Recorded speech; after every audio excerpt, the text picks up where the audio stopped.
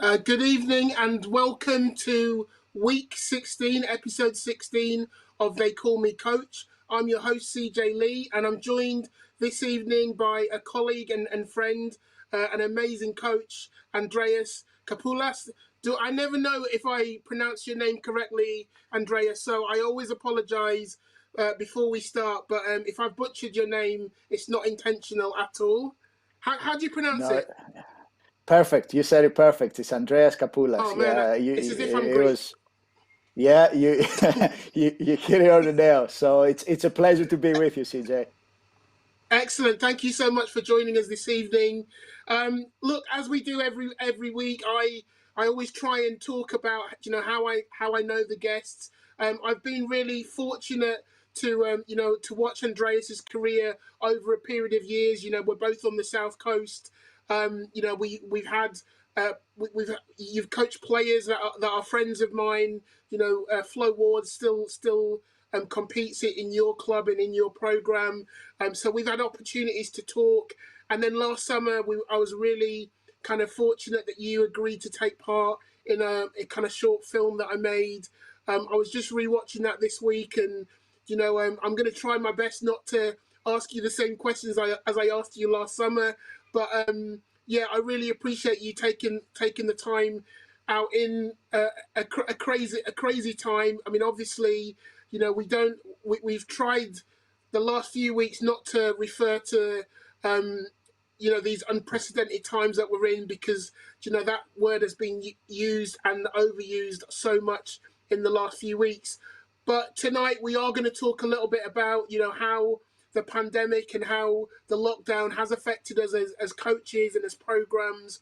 But as we do at the beginning of every show, because not everybody knows the history and what goes on behind the scenes from our guest point of view, we try and get our guests to just do a short summary of kind of their basketball journey. Where did they start? How did they get into the game? How did they get to where they are now?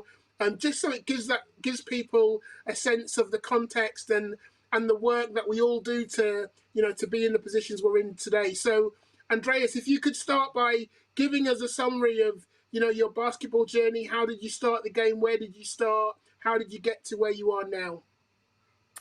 Of course. I grew up in Greece, started playing at a very young age, around 6 years old, and had the opportunity to be around some very good players involved with the national team program and some very good coaches that have played the game at a high level, and just learned a lot from those guys. And at the age of 18, I had to make a decision. I was studying A levels at high school, and I was looking to make my decision if I was going to stay at the Greek university system or maybe come to the UK and study. And I decided to come to the UK.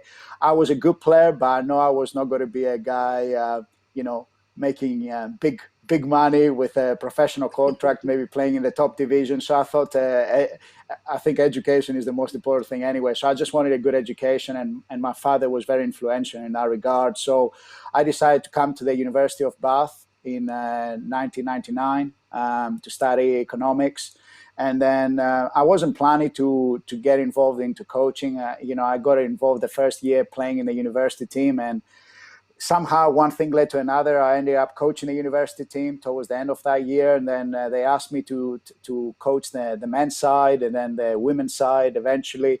And then that led to the university team at Bath having a few very successful years. And again, we had some really good players there that helped us to do that.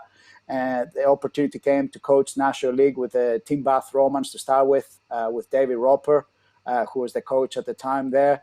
And then Danny James gave me the opportunity to go to SGS College, which was called Filton College at the time, and to coach in the academy program there. Started as an assistant coach, but he also gave me the first head coaching responsibility with the Flyers. It was the first year of the team. And from there, it has been an amazing 15 years. I became the head coach of the academy program at SGS around 2009. With the men's team, I was there from day one in 2005 in Division 3, and from Division 3 we progressed to Division 2. We had a straight away the following year to Division One. We had 7 great years there. We learned a lot as a group, and then we got promotion to the BBL, and this is going to be our 6th season. So it's 6 years in the BBL. It has been quite the journey, and alongside the club commitments. From 2010 onwards, I've been involved with the national team program in different capacities. I started with the England under-15s for 2 years. Then I moved on to the England under-16s for 2 years and coaching 2 European championships with the team. And then four great years with the under-20s, 2 years as an assistant coach, 2 years as a head coach, which led me also to have the opportunity to be the head coach for the Commonwealth team. That took place in Australia. So it has been quite a journey. I mean, when you say it, you're just looking back. Well, certainly when I started playing the game at the age of 6, I didn't think, I would be in the UK and have coached national team basketball, clan basketball. And certainly, as I said, I was going to the UK to study economics. So it wasn't a sports degree. It wasn't something related to sport. And it was one thing after the other. I always loved basketball. I love the coaching element, the tactical side, and I'm very lucky to be able to do what I love. Almost as it used to be my hobby, to be my job, and time goes by and it's exciting. It's exciting to see what we have coming up next. And the program here in Bristol is growing. We have some exciting news ahead with a new venue and everything that comes along, which I'm sure we're going to talk about it a bit later on. But yeah, it has been a journey, and you know what? I will not change it for nothing. I think it has led me to where I am now, and I have enjoyed every step of the way. Excellent. That's a fantastic summary. And even though we've spoken on a number of occasions, there's always something that you hear for the first time. And I didn't know that you started when you were 6. And obviously, I knew that you came to the UK and you'd been at Bath a number of years. And we'll come back and we'll talk about that journey. I think particularly, I think it's interesting to hear when coaches, so now you're coaching in the BBL, and that journey from playing Division 3 basketball through Division 2 through Division 1, and then not just playing but really competing in the BBL. I think a lot of clubs who think, yeah, I would like to play, I would like to play, or I would like to coach professionally, probably aren't quite aware of the jump that's required to go from playing in Division 1, where yes, it is professional, there are paid players there, but it's not the same as making that jump into the BBL. And before, one of my friends and colleagues, Nick Drain from Ipswich, we talk about this a lot in the women's side of the game. I think in the women the jump isn't as big, although I think from the bottom of the league to the top of the league, the range is quite significant. But just tell me about what was it like to make that jump from playing in Division 1 to joining the BBL, and talk a little bit about how you feel that progression has gone. Like, has it been successful? Were there challenges that maybe you didn't foresee until you were in the mix? Yeah, they're very good questions, actually. I mean, I have to start saying that when we started in Division 3 with the Flyers, we didn't know that 15 years later we'll be in the BBL. I think the reason was we wanted to help our academy players to experience men's basketball, and what we wanted to do is we felt that the men's program, there wasn't a program in Bristol. There were the Bombers before, which moved to Bath and became the Team Bath Romans. So we wanted to give children in Bristol an opportunity. And from there, we're able to get promotion straight to Division 2 the first year, and then go from Division 2 to Division 1. Those 7 years in Division 1 were so valuable because we learned a lot. We learned how to run a club on and off the court. And for us, that really helped us for the time in the BBL. Um, and the thing is, throughout this journey, we had our volunteers that, and I still say it, we will not be able to do what we do if we didn't have our volunteers then, and if we don't have our volunteers now. So I think for us, that has played a key part. And it hasn't been one person. It has been a lot of people contributing to get where we are. And it's just the people behind the scenes sometimes that, people might not recognize the name or their face, but they have done so much for our club to get to where we are right now. In terms of the transition from Division One to the BBL, it's a massive step. I think a lot of stuff off the court, in certain ways, certain elements in Division One are in more amateur level. And when you get to the BBL, you cannot approach it. So you've got to have a back office. You've got to have a group of people that are working behind to organize game day. Game day for us is looking completely different to what it looked in Division One.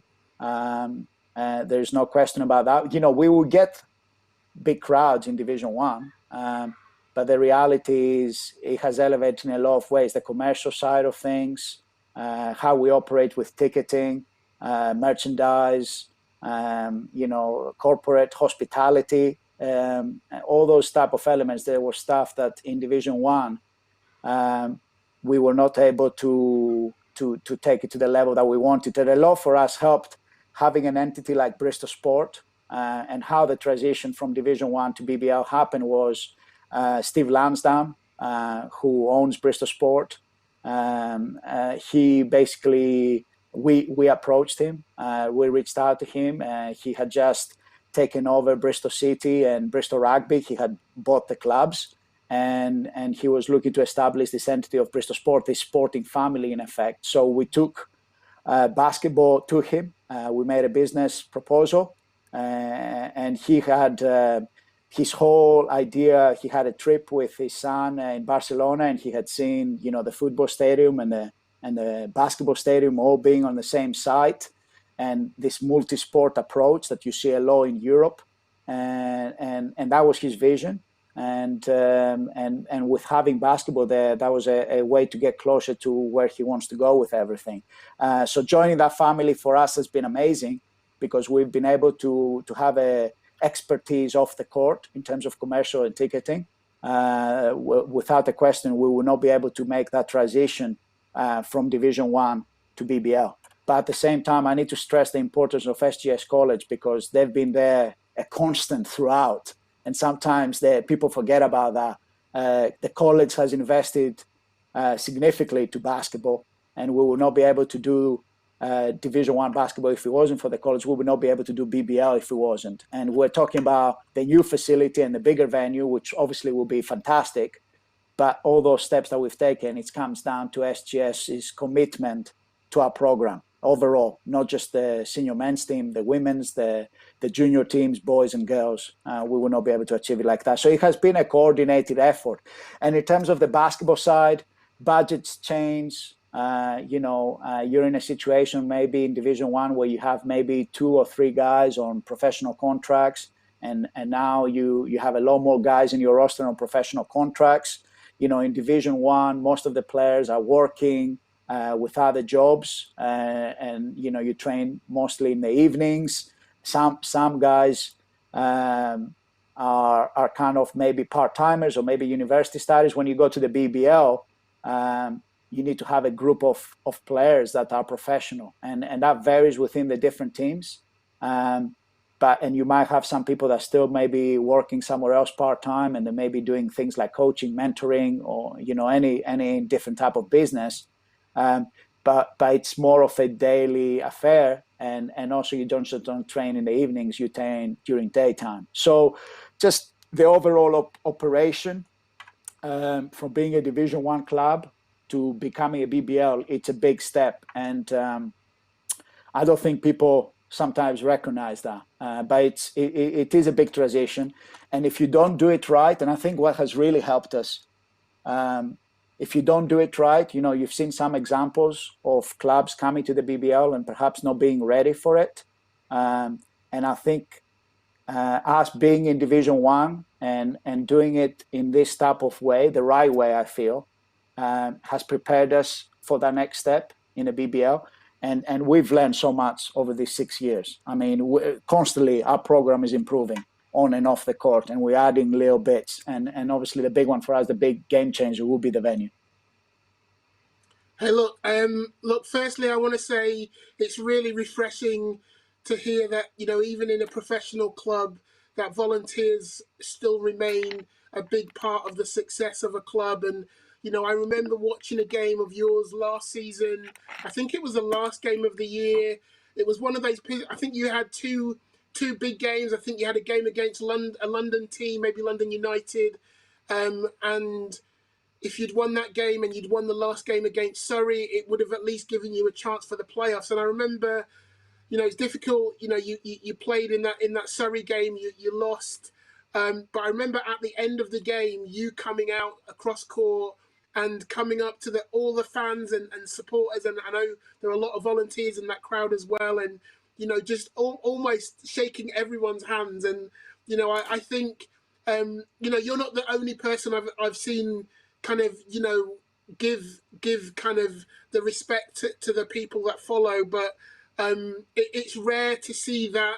I think sometimes as teams become more professional, they almost become a little bit more distant from their fan base and some of the volunteers. And I'm not trying to do any disrespect to any clubs in the UK.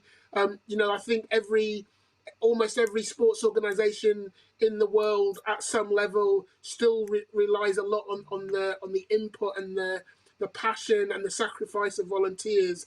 But that was really nice to see that that you guys still have that really close connection to your fan base. And you talked a little bit about game day experience, and again, I've had the opportunity to come and kind of watch your game days quite a few times, and I'm really impressed with kind of the game day experience. It's something that as in a club myself, I know it's something that we have put a lot of time into, and we look at examples of best practice around the country.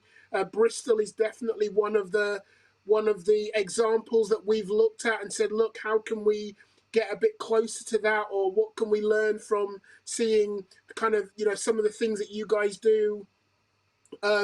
So I absolutely appreciate kind of how difficult that jump is, but I guess I want to kind of hone in on, for you specifically as a coach, what was the biggest challenge for you making that transition from NBL one to the BBL? Yeah, you start. I mean, on the court. Before you make a couple of decisions on import players, perhaps in Division One, and the reality, most of the players are either from the academy or from the surrounding area. Recruitment straight away is the first thing that changes. You need to compete in the BBL, so you need to look at your recruitment. And for us, the base is always the academy program, the youth program. And those early years, we gave guys opportunity to play. And I mean, this year we're going to have 5 guys involved with our BBL program, and we want to give them an opportunity to play. So we never went away from our roots. We always stayed true to our beliefs and how we want to do things. But the reality is as well, your recruitment changes. And then I suppose from a coaching standpoint, it's understanding. I mean, we all have ideas of how we should play the game. And there is one thing about the style of play that you want to play, and is another one understanding what the style of play is in the league, and what adjustments you have to make as well. Because maybe the style of play that you want to play might not be the most effective for the league. So we learned a lot in our first year in the league. We were able to make it to the playoffs, and I think I had an idea of how I wanted us to play. I had studied other BBL clubs, and I had seen what the game was there. Transition in the BBL is a very fast-paced game, so transition was very important. And certainly one of the things I had to do is change perhaps some of the ways I approach the game. So being Greek, controlling the tempo is very important, and making more of a half-court game. but at the same time, in the BBL, everything is so quick. So I think for us to learn to defend those type of teams, and more sometimes some teams that are more instinctive and less structure, we needed to also bring some of those elements into our game as well. So there were coaching adjustments, tactical adjustments we had to make, but we always stayed true in the concepts how I want to play the game. But we did have to make adjustments. So I think the element of transition and the recruitment and the style of play, there were two things. And I think now, we haven't gone away. It's interesting. You watch some of our Division One teams and you watch some of our BBL teams. I've done this project during this period, during this lockdown period. I've done this project where I've gone back to our games, and you can see the commonalities across the system. But we've adapted it, we've adjusted things, and that has made us. And we constantly do that. It's a process review, and really, I feel we've made an impact in the league because we brought maybe perhaps a different style of play that existed at the time, and the league has grown a lot. You see a lot of different. I think the BBL has so many different styles of play, and I think it's a very interesting league as a result of that. So I think there has been those elements, but also I think there has been the difference from training a couple of times a week to training every day, and what that entails. I mean, at the moment, some days we go twice a day, so we will have morning practice, perhaps followed by a gym session, and then we will have afternoon/evening practice. So the lifestyle has changed, So from a coaching perspective, maybe in Division One days, most of my day will be with academy, because at the time I was the academy coach, and then we will have our evening practices, which will be the Division One team with some of our academy guys. But now the lifestyle has changed, where I'm not anymore every day with the academy. I'm still working alongside our academy coaches, but the focus is more with the BBL team, and I spend basically eight hours a day with the pro team. We will be watching video. I mean, like, I'll give you an example. On a Monday, I mean, we will start at 8:30 for breakfast. We'll have team breakfast together in one of our partners that we have, Village Hotel, and then we will go to the gym. 9:30 will be gym. Then we'll have some snacks. Then we will have practice at 10:45, and then we'll have a lunch break. And then I'll be meeting with guys from 2 to about 6 o'clock watching video. And that will be the kind of end of the day. Everyone goes home and get on with what they have to get on. So obviously that's completely different to the lifestyle in Division One. It's completely different. So I think recruitment, style of play, coaching decisions, adjustments, lifestyle, they're things that have changed from a coaching perspective for sure. Cool. And we've spoken before about your role with the GB team, and we talked last summer about the kind of things that you do in the off season to kind of help yourself prepare and get into the mindset, but also in terms of your own professional development. And I remember you talking a lot about going and watching the other national teams and going to international tournaments over the summer. Obviously, this year that those things aren't as easy to access. Like, a lot of competitions have either been postponed or totally cancelled. The international program hasn't really kind of happened this year because of the pandemic. So how have you been spending your time this year, getting yourself ready in what will be one of the most interesting, most unique seasons in kind of our lifetime? What have you been doing? How have you been filling your days? Well, I mean, I think everyone obviously has been doing Zoom calls, right? So I think, like a lot of us, I've been on some of the Zoom calls. I've been a little bit selective. There was so much, and you could get lost in it. So I've decided almost to be a little bit more disciplined with it, and instead of getting myself on multiple Zoom calls, to just be in a few areas that I had interest. The biggest project I've been doing is, as you said, there hasn't been any live basketball to watch, but I've reviewed about 6 years of Flyers basketball. Literally, I've been on Synergy and breaking down video before we had Synergy, before the BBL years. And I've been looking things that have worked for us, things that we've used in the past on offense, defense. Do we need to use some of those things? Do we need to refine some of those? Are we doing some stuff better now than we were doing them then? So that was my big project. And that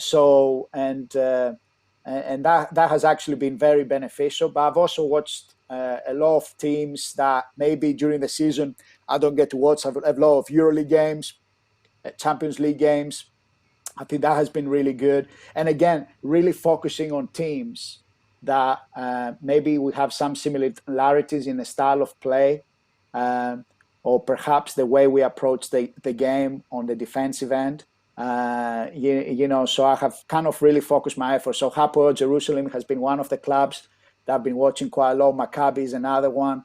I've watched a little bit of Zalgiris. I've watched a little bit of Fenerbahce. So I've picked some clubs across the EuroLeague and the Champions League and really review how they play the game. I've spoken with other coaches. I mean, that has been very good, valuable experience.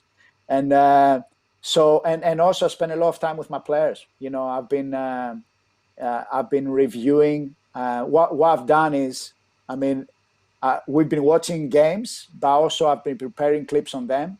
But I think the one thing that I haven't had a chance to do usually during the season, but I've done with a lot of our players now and some of our younger players as well, with some of our academy players, I've found players that I feel they're players that they can pick up and learn from them. So I break down their skills, um, and almost so if it's someone like Campazzo, if I'm talking to a point guard, or if it's someone like Thomas from Hapoel Jerusalem, if it's a forward. But I've picked up specific guys and I've broken down their skills, and I'm showing our guys, okay, like you do some of those things, but some of the other aspects you're not doing. So it has been a mixture of things, as you can tell, and a little bit of gardening as well. Our garden looks like the best ever that it has ever looked. So uh, so I've been keeping busy. And preparing for the season ahead. But it has been overall, and I'm certain it's been the same for you. And I think it's been for a lot of us, really. It's almost an opportunity to stop a little bit, review everything you've been doing, reflect, um, and spend time with my wife. And I will never be home always at 5 o'clock during a weekday, and certainly weekends I will not be at home. But now I am, and it has been good because you need that. So yeah, I saw it as an opportunity. I saw this whole lockdown. I mean, you can really down about it, and mental health is such an important aspect of this because coming out of this, there's got to be so many things that people have not even realized yet, probably. Um, but I've seen it as an opportunity. You control what you can control. That's what we say as coaches, right? So that's kind of how I Absolutely. approached it. That's great. Uh, Look, I mean, I wish I could say that my garden looked so much better because of the amount of time that we've had available. I absolutely agree with you in terms of the opportunity to go back and reflect, and like you just talked about there. I've had a lot of time to rewatch footage, which is something that normally immediately after the season, I'm not in a place to do. But this year, that because the season finished early, or finished so early, um, it's given me the space to, yeah, like, obviously everyone's disappointed that we didn't get to finish the season, and we were in a playoff kind of a playoff position where we could have still kind of competed for some silverware at the end of the year. But once you get over that, then you're like, right, what can I do with this time?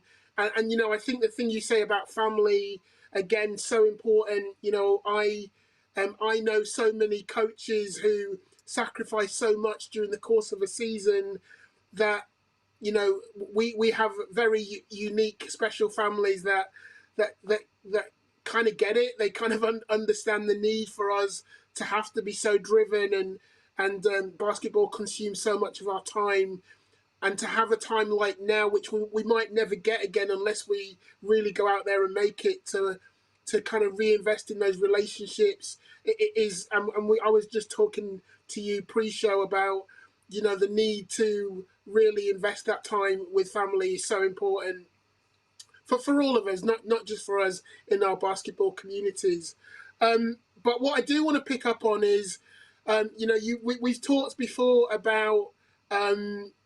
Sorry, I lost my train of thought. We've talked before about how difficult it is to manage professional athletes. I know, one of the big changes when you work with predominantly more professionals who most likely live abroad. They don't all live in the UK. In terms of getting ready for a new season, how difficult is it to start to put these ideas about how you're going to play next season and the things that you've been reflecting on and the things that you want to see? Yeah, you can work with your academy players because most of those are homegrown, maybe they're local. But when it comes to your pros, even I know that over the last couple of weeks you've been announcing kind of signings and the return of certain kind of key players in your program from the last kind of couple of years. But technically you can't start until everybody gets back, right? So how do you manage that kind of transition in the summer where for a lot of months you do have that time to reflect, but you can't put that on the floor until you get bodies back, and particularly this year I see that as being kind of extra challenging. Like, I know you've signed a few kind of US guys, and I don't know if you know when they're coming, or are they likely to be delayed, or is that something that you've had to deal with yet? Well, we haven't signed any US guys yet, or or announced any US players yet. But we certainly there's some players that are British that are based in the US as well, and they're in some places like Florida, for example. So that's challenging for sure. And I mean, we will need to look at the whole visa situation when we have US players. I mean, with the players that have a British passport is going to be different. They will be able to travel, but we will have to look at quarantine and all those kind of different things that we will have to put in place. Um, Actually, I think one of the things with this whole situation is I've been able to connect with players, even though we haven't been able to do it on the court. Um, I've been having regular meetings with them on a weekly basis. So breaking down film, looking at other players that they can learn from, and also talking about the system next year. So with guys returning, but also with new players as well, I've had the opportunity to connect, perhaps more sometimes than I would have connected during the summer months with them. Um, and I think some of the players actually on the press releases have mentioned it. We almost have our usual day that we're meeting. I think Liam said it. So Liam Davis, he was in Reading on loan this year. We signed him on a 2-year contract, and he said Friday I speak to Andreas. Basically, it's since May we have these weekly calls. So probably Liam knows what to expect right now when he steps on the court. I mean, it's obviously different to do things on the court rather than watch them on a Zoom session, on a video session. But I think one of the things I try to do is help players improve and pick up things that they can work on their game during this period. But also, I started to give them an insight on what we're doing on offense and defense. So when they're here, they're in a better place to be ready to go out there on the court and do it. And I think Liam is a good example because he's not necessarily a returning player as such. He wasn't with us this past year. And I think he's found these sessions very useful. And it has actually been very good to establish more of a chemistry with each other, that communication element, find out more of him. Obviously, it's a Zoom call, it's not face to face, it's different when you're face to face. But at the same time, I think the video element has really helped. I mean, if you speak to Liam now, I think he has a very clear expectation. He knows what he's coming in. He knows his role. He has a better understanding of our offense and defense and what we want to do. I think it's going to be really good to see him on the court. And I've done that with all our guys, not just with the younger players, the academy. I think all the guys, especially when we've been discussing about them returning or new players, I think it has been a good opportunity to connect. So I have used this time to connect and prepare for next season at the same time. Obviously, it's not being on the basketball court, but nothing is the same. But I think it has been very beneficial to utilize this time for them to understand how I see the game, because I think a lot as coaches, we need to get players to see the game through our eyes. So certainly video is the best way to do that. So there's been a lot of, it hasn't been just me talking, it has been me asking them questions and what do they see here? And, why would you do this?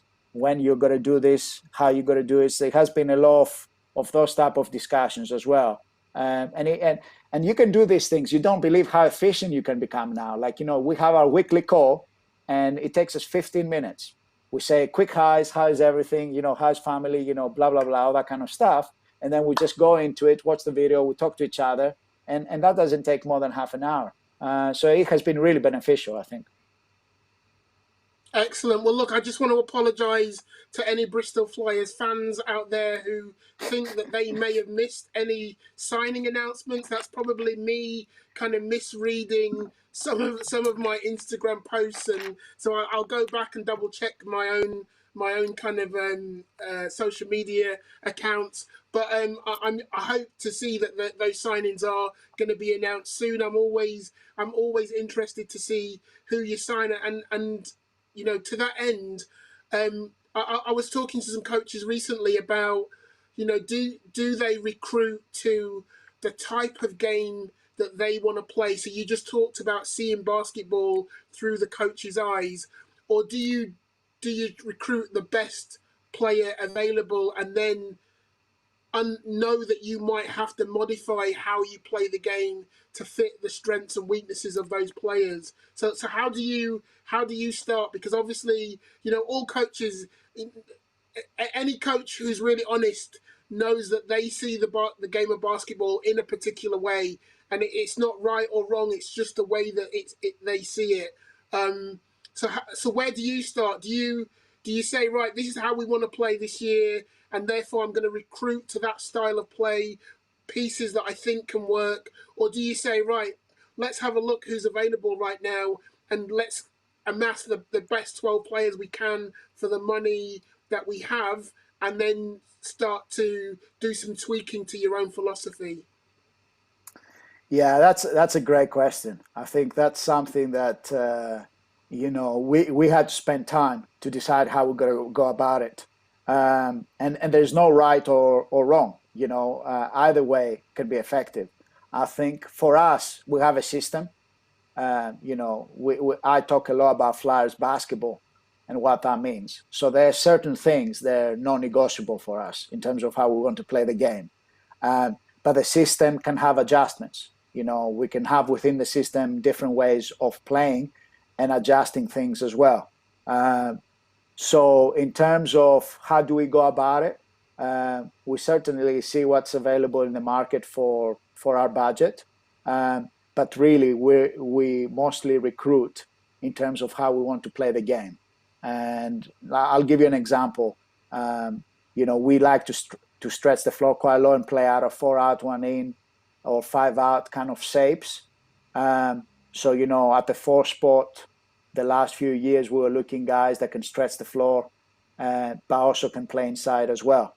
So for us, that was a focus. This year, this doesn't become, I'm certainly, having a guy that can step out and shoot the three is great. But I think one of the main emphasis for the big guys has been, I wanted guys that can make decisions with the ball in their hands, and they're good passers as well. I think having good hands and making good decisions and passing the basketball is as important as stretching the floor. And that's something, because of the way that I wanted to adjust our system, was going to be really important. So certainly the guy can shoot the basketball, and it's great if he's a good passer, a good decision maker, can shoot the ball. I'll take that, of course. But I think, there's certain priorities that we put in terms of the players we're looking. So we will put 3 things down that we're looking from a specific player, and we're going to recruit to that. And along the way, if we find a player, okay, and that we feel he's a very good player, and maybe we can make some adjustments with our system, we would do it. But there is a certain way we want to play the game, and we're certainly not going down the approach, let's just bring the best player available, the best offensive player. For me, a player has to be able, character plays a big part. And I've said it before, I'll take a lesser player, but a better character, and I think for me that's as important.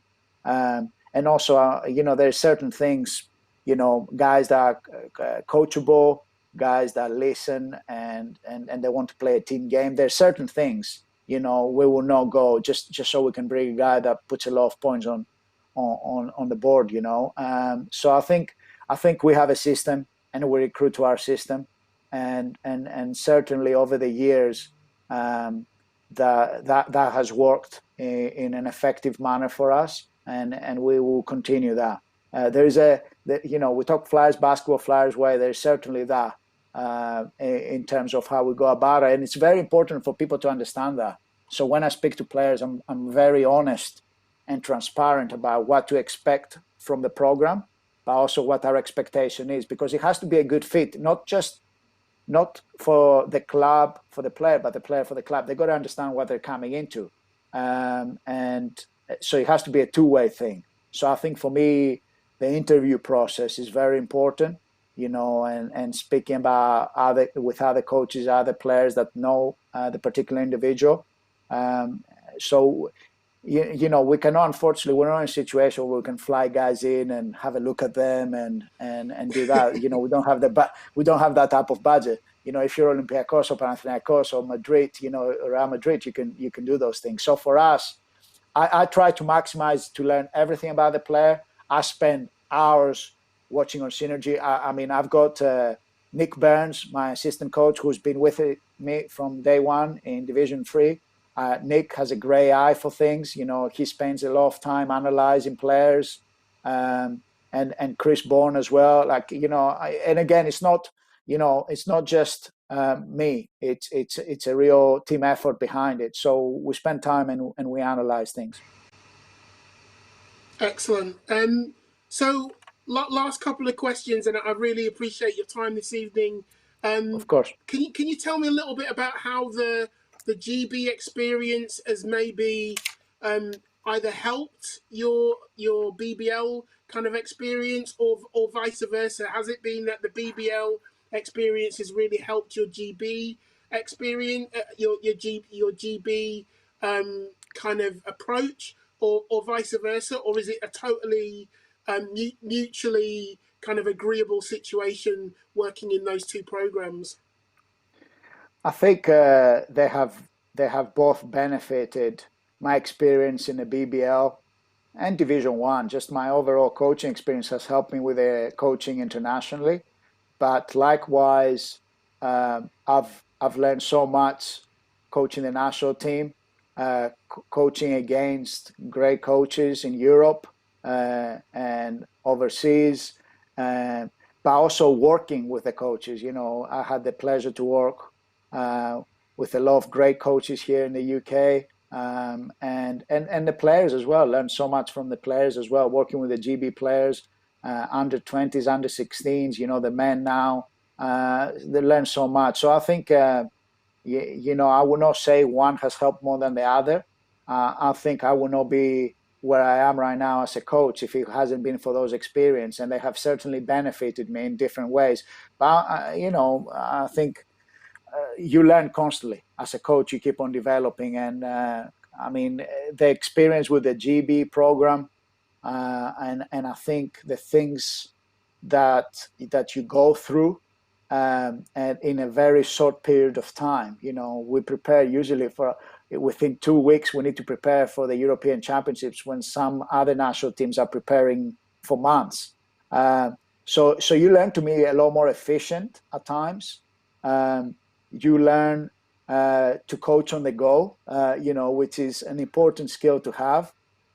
You learn how you can develop a group over a short period of time. It's different in the BBL because you have the guys for 8 months, but with the national team you got to do it within 2 weeks and then go and play. And probably some coaches will say 2 weeks might be more than what they're getting right now, kind of thing. So the international window. The international window this February, where we played against Bosnia and Germany. We had 4 days practicing, then we played Bosnia, Then we traveled back to Newcastle. We had like a day, and then we were playing Germany. And obviously, that's a different experience. And how do you go about it? And you got to be very extremely efficient, organized, and you carry those skills over to the club program. But you have learned those things at the club program. Scouting and everything like that. You do it. So one supports the other, and it has certainly helped me becoming a better coach. And this is an ongoing process, obviously. Excellent. So, last of I did say last two questions. I actually meant last three questions. So my second to last question is, can you give me maybe just reflecting? You've done a lot of reflecting this summer. Can you reflect on maybe a high from this year's league, and then maybe a low? You have to do it in that order. You could do the low first and the high second. Yeah, I mean, the high from this season has been reaching the BBL Cup final. I mean, it's a very straightforward one in that regard. And even though we didn't win it, I think being there and seeing our fans, our volunteers, everyone around our program, what it meant. It was the highest attendance cup final in BBL history. And, playing against Worcester Wolves. And it was just a great moment for the program. And even though they didn't win us, it gave us a taste of where we want to be in years to come. What type of things. And that's one of the aspirations. We want to win a BBL championship. We want to win a BBL cup. So it was a first taste, and hopefully more opportunities like that will come. So that was a big high for the club, a big moment for sure. And we've learned a lot from the overall experience. The lows, I mean, some people will. I mean, there's a lot of things that happen through the course of the season. I can lock into a particular cup game or league game. I mean, the trophy. We had the trophy semifinals where we played a great Solent team, a very, very good Solent team, and we went down there on a Wednesday, I think it was, and we ended up losing by 30 points, and that was a low, of course, not because we lost. A lot of people talked about how losing to a Division One team. I don't feel Solent were a Division One club.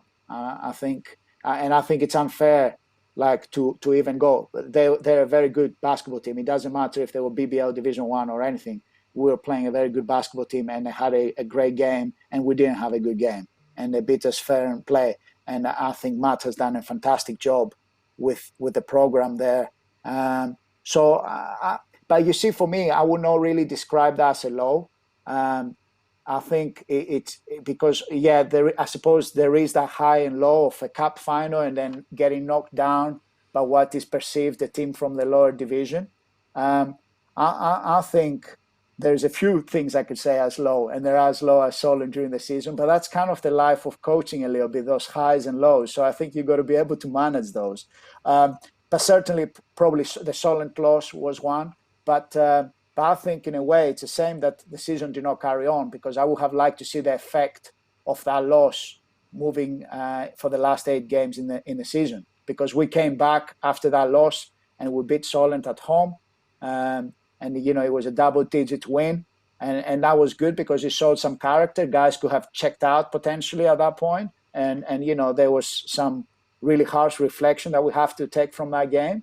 But it helped us because then we came out and we got some big wins. We beat Leicester at home, and you're almost feeling, okay, what's coming up now? We've got 8 games. We could run this table. So even though there was that moment of low, I think that actually would have helped us, and no one will know. No one will know what would have happened. But I felt we were at a good place in March, and certainly the loss against Solid was a contributing factor to that. Excellent. And so, the very last question is really, we talked right at the top of the show about the investment from Bristol Sport and about the proposed new venue. I mean, I'm not sure whether that venue's definitely been signed off or when it's likely to happen, but in terms of the ongoing growth and development of the club, how important is that investment and that development to the aspirations of the club for you? I mean, Bristol Sport, um, um, Steve Lansdowne, John Lansdowne, they really want to leave a legacy in Bristol, and everything they've been doing, uh, uh, there's no anything other motive than making Bristol a sporting city. And the rugby is doing really well right now, and the season is about to restart in a week's time. And I was in their new training facility, which is unbelievable, literally unbelievable. I think they're the only club in the UK that have their own training facility, I believe, and it's spectacular. I went on Monday, and it was just unbelievable. You might have seen some of the images online. Uh, Bristol City in the Championship, and they want to be in the Premiership. At the moment, they're looking for the new manager, and they're going to be very close. And I really believe Bristol City is going to be a Premiership club in the future. And in terms of, and it's not just the male side of things. There's the Bristol City women that play in the top league in female football, and you have the rugby women. So it's a holistic approach. It's not just male sports; it's the female side of things as well. And it's the same thing here with the Flyers. And in terms of us being associated with Bristol Sport, I think it's great.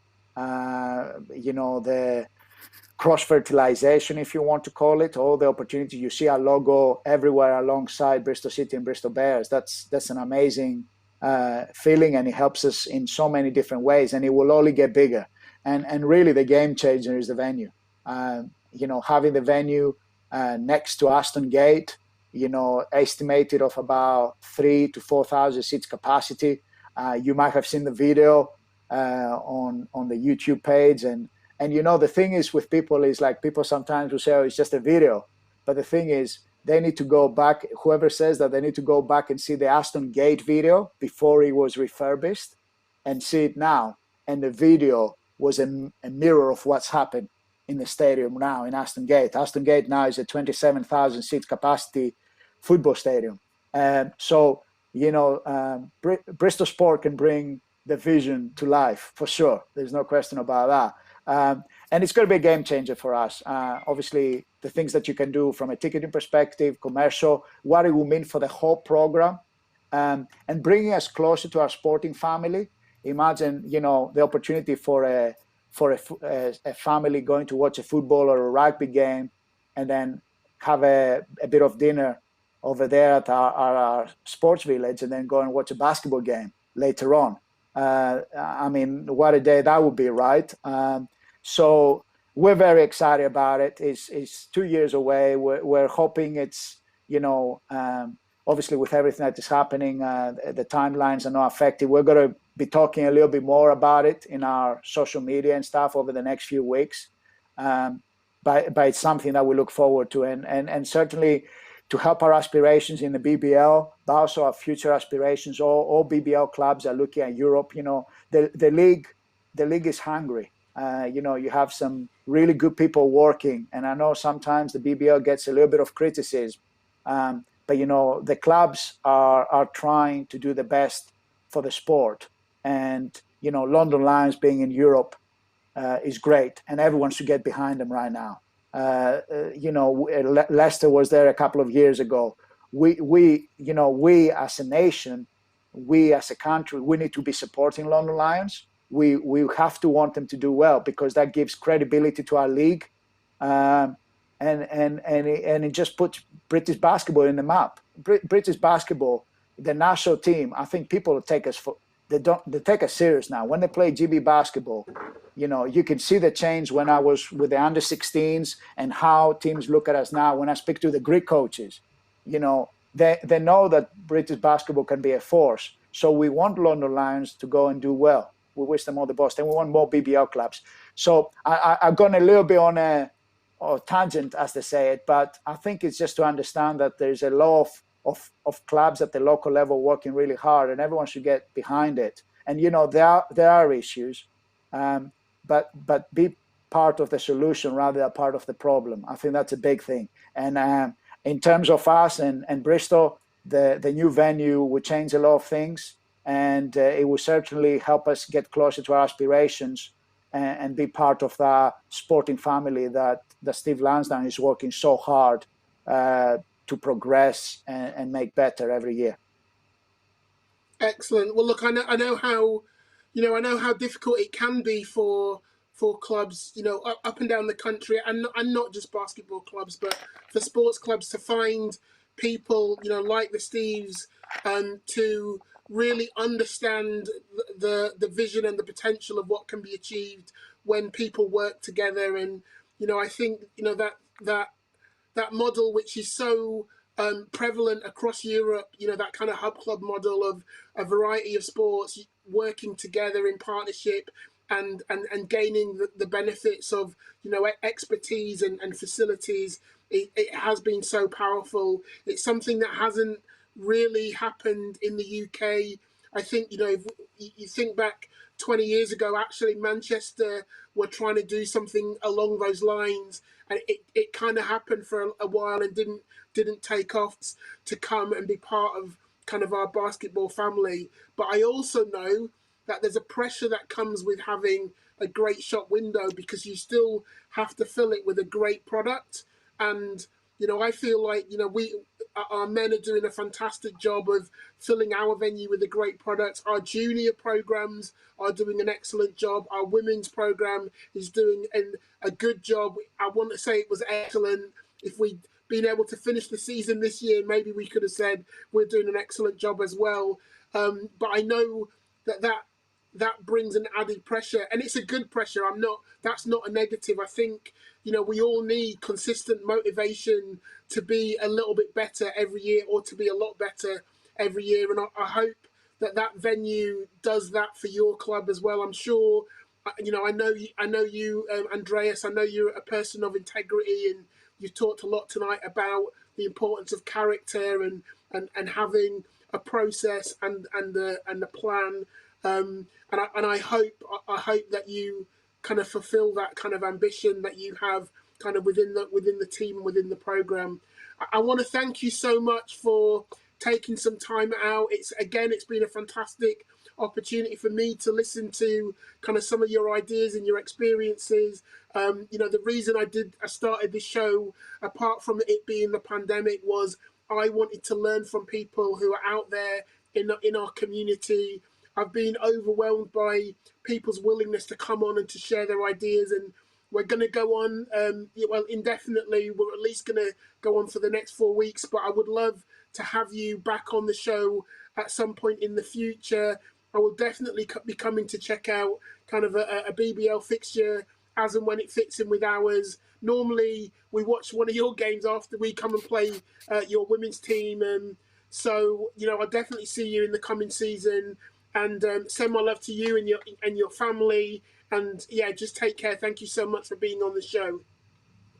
CJ, thank you so much for having me. It has been a pleasure. I'll be more than happy to come back. And, it's always great when we see each other. One of my former players from Bristol University, Stevie, plays for you as well. So it's always an opportunity to see Stevie as well, which is always good. But on a serious note, really, thank you for having me. And it's a pleasure. I think it's great you're doing this.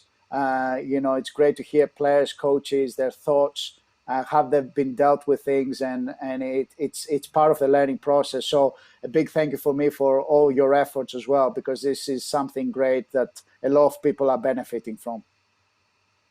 Thank you everyone. Thank you for tuning in this evening. This was episode 16. Again, if you missed the live version, you can always go back. You can go onto Upstreamedia on YouTube or Facebook and watch a complete live show. Every few weeks, at the moment I'm massively behind, but every few weeks we do also publish an abridged version. What we try and do is fill that with additional media, photos, video from those coaches, from these players who are talking about their experiences. So please do get on YouTube. Please subscribe. I'm so bad at this at the end. Please subscribe, like, and everything else. Thank you again for your time this evening, and have a great week. See you all soon. Bye.